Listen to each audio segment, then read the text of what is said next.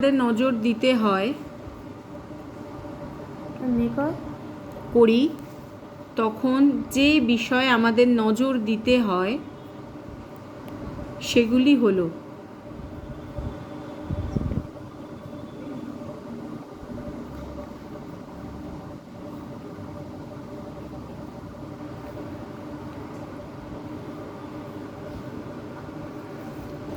এক নম্বর দিয়ে লেখ আইব্রো শেপ।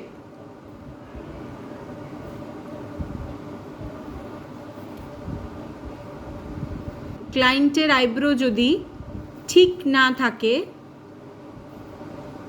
সেটিকে আমাদের ড্রয়িং করতে হয়। ড্রয়িংয়ের মেজারমেন্ট হলো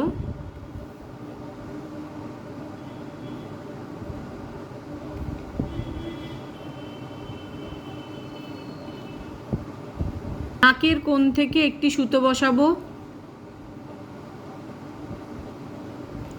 সেটি আইব্রোকে যে জায়গায় টাচ করবে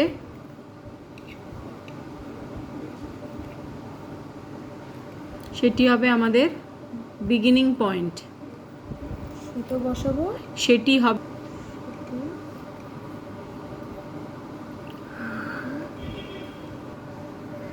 নাকের কোণ থেকে কোনাকুনি একটি সুতো বসাবো, সেটি আইব্রোকে যে জায়গায় টাচ করবে সেটি হবে তার হাফ ইঞ্চ নিচে হবে এন্ডিং পয়েন্ট, যেগুলো একটু আগে সব ড্রয়িং করে বোঝালাম। নাকের কোণ থেকে কোনাকুনি একটা সুতো বসাবো, সেটি আইব্রোকে যে জায়গায় টাচ করবে তার হাফ ইঞ্চ নিচে হবে এন্ডিং পয়েন্ট। আই বলে স্ট্রেট একটা সুতো বসাবো, সেটা আইব্রোকে যে জায়গায় টাচ করবে সেটা হচ্ছে আমাদের আইব্রোর ড্রয়িংয়ের টিপ পয়েন্ট। মানে নাক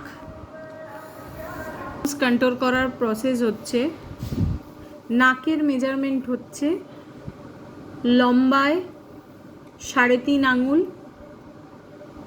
থেকে 4 আঙুল। মানে কোনটা? এই যে নোজকে যে জায়গায় কন্ট্রোল করব, হ্যাঁ, লম্বায় 3.5 থেকে 4 আঙুল, মানে এইটা চওড়ায় 1.5 থেকে 2 আঙুল।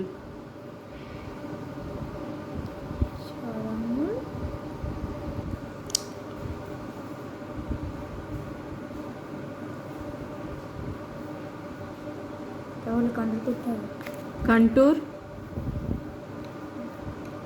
করতে হবে। সাইড পোর্শনে ডার্ক কালার যাবে এবং নোজের মিডল পোর্শনে লাইট কালার যাবে বা হাইলাইটিং কালার যাবে। প্রপার ফেসের শেপ হচ্ছে ওভাল। লেখ পরেরটা, প্রপার ফেসের শেপ হচ্ছে ওভাল।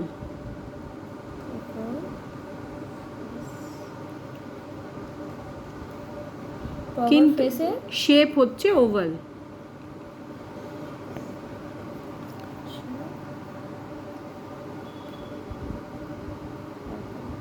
কিন্তু তেমনভাবে কারোর ফেসই ওভাল হয় না।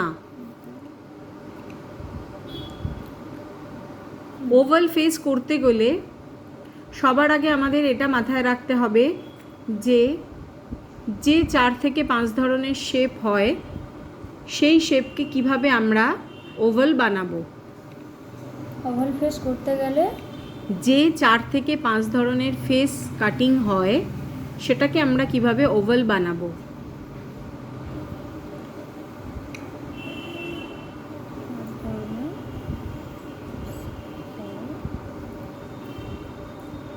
সেটিকে আমরা ওভাল বানাবো।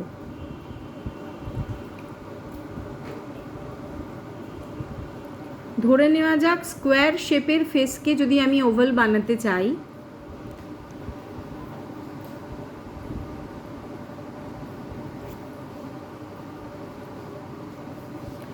জ লাইনে আমাকে ডার্ক শেড বা কন্ট্রোল করতে হবে।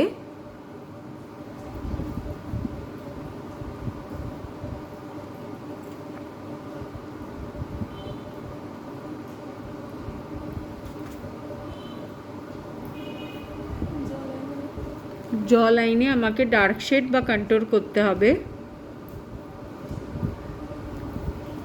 ফোরহেডেও 2 কর্নারে আমাকে ডার্ক শেড বা কন্ট্রোল করতে হবে, তবেই ফেসটি ওভাল হবে। এরমভাবেই রাউন্ড ডায়মন্ড,